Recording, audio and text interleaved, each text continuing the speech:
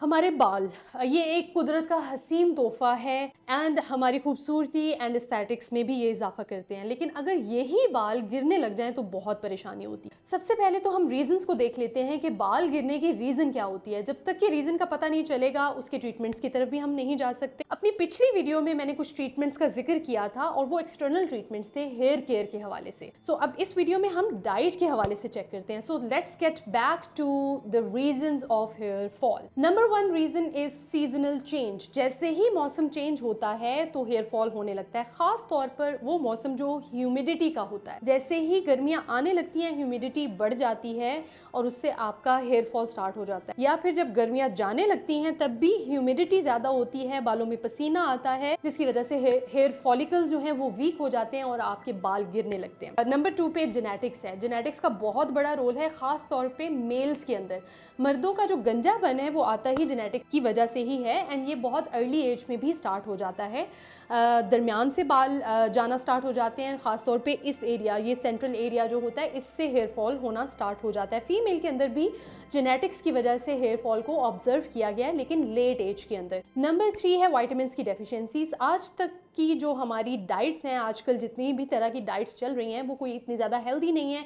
अगर हैं भी सही तो उसमें किसी ना किसी चीज़ की मिलावट ज़रूर होती है, जिसकी वजह से वो डाइट की जो नरिशमेंट है, जो न्यूट्रिएंट्स होते हैं वो प्रॉपर नहीं होते और आपका बॉडी प्रॉपर्ली उनको एब्जॉर्ब नहीं कर पाती, जिसकी वजह से हेयर फॉल होना शुरू हो जाता है। वाइटामिन जो कि मोस्ट कॉमन है उसमें वाइटामिन ई है, वाइटामिन डी है और बी कॉम्प्लेक्स है। इन वाइटामिन की कमी की वजह से हेयर फॉल होने लगता है। Number three reason is stress and depression. आजकल के माहौल के अंदर किसको स्ट्रेस एंड डिप्रेशन नहीं है? सो स्ट्रेस और डिप्रेशन की वजह से भी हेयर फॉल होने लगता है। Number four postpartum hair loss. वो खवातीन जो बच्चे पैदा करती हैं डिलीवरी के बाद उनके बॉडी के अंदर इतनी वीकनेस हो जाती है, इतनी डेफिशिएंसीज आ जाती हैं, जिसकी वजह से हेयर फॉल होने लगता है। और बाकी कुछ रीजंस हैं जिसमें पोल्यूशन है, कैप का इस्तेमाल है, हेड स्कार्फ का इस्तेमाल है। ये कुछ ऐसी रीजंस हैं जिसकी वजह से हेयर फॉल हो सकता है। सो पिछली वीडियो के अंदर जैसे हमने मास्क वगैरह को डिस्कस किया था कि कौन से हेयर केयर के मास्क आप यूज कर सकते हैं, किस तरीके से बालों को धोना है, इस वीडियो में हम सिर्फ और सिर्फ डाइट के ऊपर एम्फेसाइज करेंगे कि आपकी डाइट में ऐसा क्या होना चाहिए कि जो आपके हेयर फॉलिकल्स को स्ट्रॉन्ग करे, आपके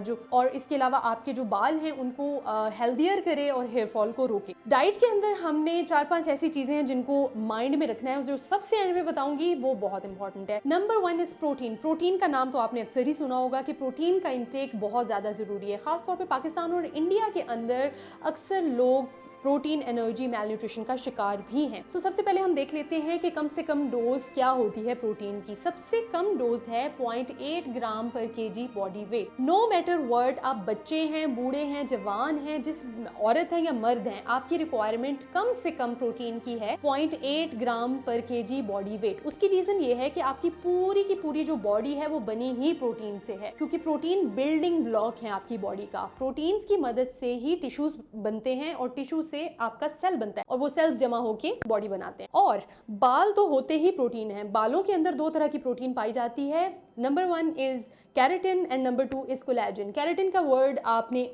में से अक्सर लोगों ने सुना होगा कि कैरेटिन क्या होता है। अक्सर इन्फ्लुएंसर्स, ब्लॉगर्स, डिफरेंट सैलून वाले जो है वो कैरेटिन ट्रीटमेंट्स ऑफर कर रहे होते हैं, लेकिन वो जो ट्रीटमेंट होते हैं वो एक्सटर्नल होते हैं।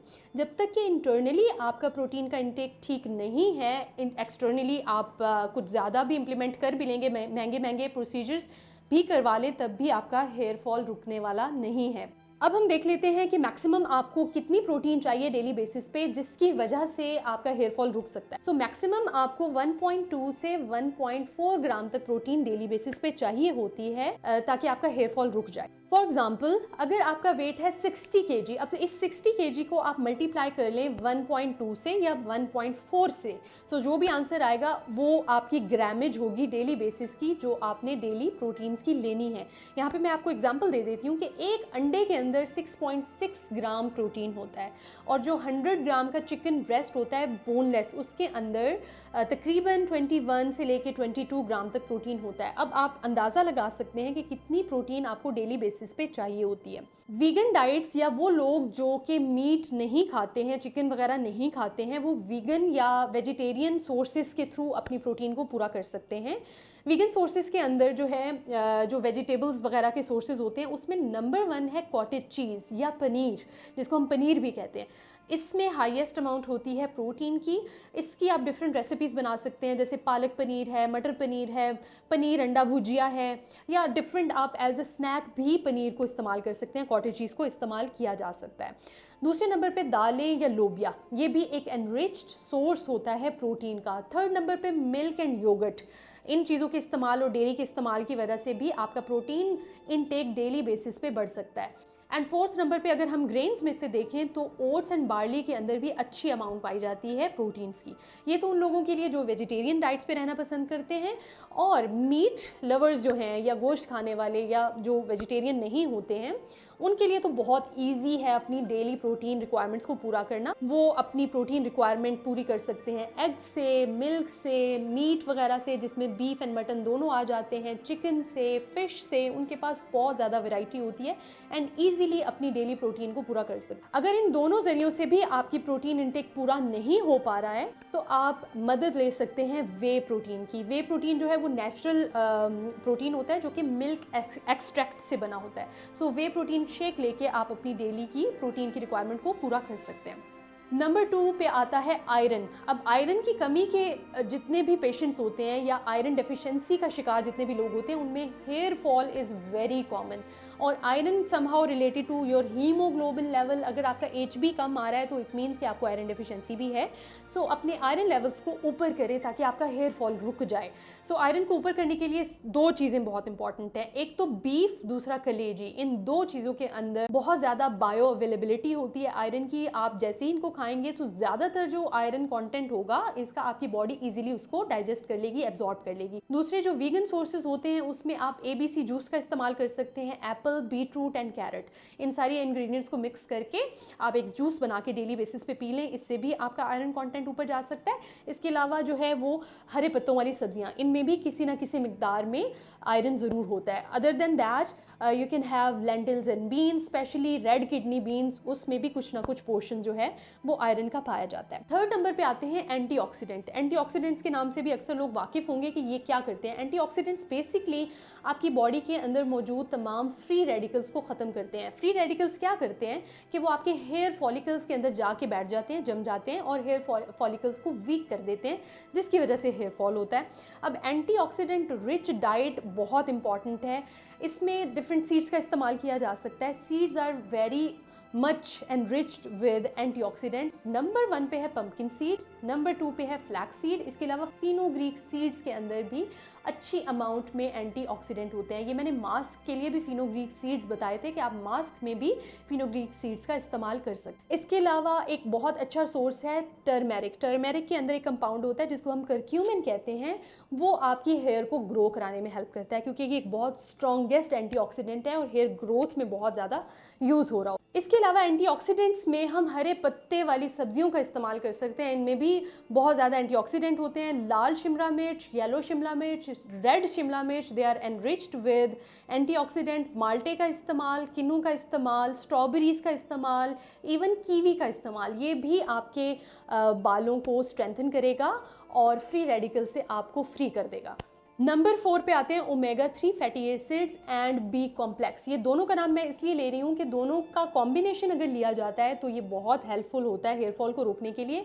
ओमेगा 3 फैटी एसिड्स जो होते हैं वो असेंशियल फैटी एसिड्स हैं जो कि हमारे नेचुरल जो बॉडी के हार्मोनल सिस्टम है उसके लिए भी बहुत इंपॉर्टेंट है। इसके अलावा आपके ऑर्गन्स के लिए इंपॉर्टेंट है, आपके ब्रेन के लिए भी इंपॉर्टेंट है। ओमेगा 3 एनरिच्ड जो सोर्सेज होते हैं उसमें नंबर 1 है फ़िश। फ़िश के अंदर बहुत ज़्यादा अमाउंट में ओमेगा 3 पाया जाता है। इसके अलावा आलमंड्स के अंदर ओमेगा 3 पाए जाते हैं, सीड्स के अंदर ओमेगा 3 होता है, वॉलनट्स के अंदर ओमेगा 3 होता है।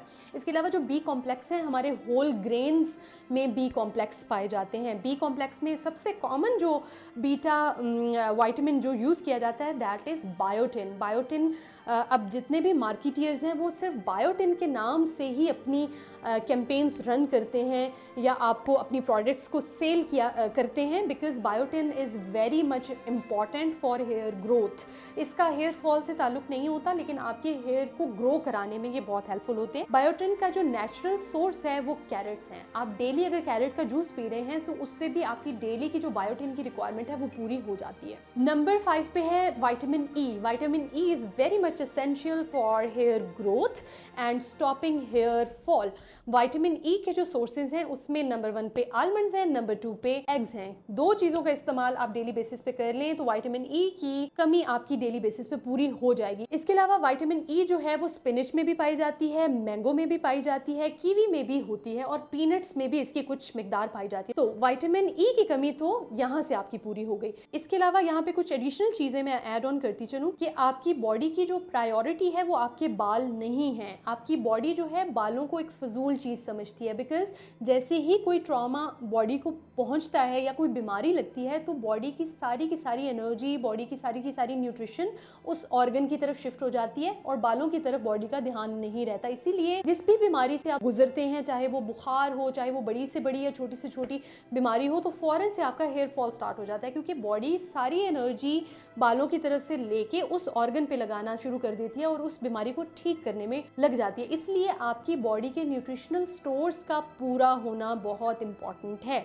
आप अपनी बॉडी को प्रॉपर नरिशमेंट प्रोवाइड करें, प्रॉपर डाइट से, प्रॉपर एक्सरसाइज से, तभी आपका हेयर फॉल रुकेगा। सो इन शॉर्ट, आप अपनी बॉडी को अगर प्रॉपर नरिश्ड रखना चाहते हैं और ये चाहते हैं कि आपकी बॉडी बीमारी के अंदर आपके बालों से एनर्जी एक्सट्रैक्ट ना करे, तो ये बहुत इंपॉर्टेंट है कि बीमारी आने से पहले ही आप अपनी बॉडी के अंदर इतने न्यूट्रिशनल स्टोर्स रखें कि किसी ना किसी बीमारी को फाइट करने के लिए बॉडी के अंदर एनर्जी हो। ये तो थी हमारी आज तक की वीडियो। उम्मीद है आपको पसंद आई होगी। अगर पसंद आई है तो मेरे चैनल को सब्सक्राइब करें और नेक्स्ट वीडियो का इंतजार करें।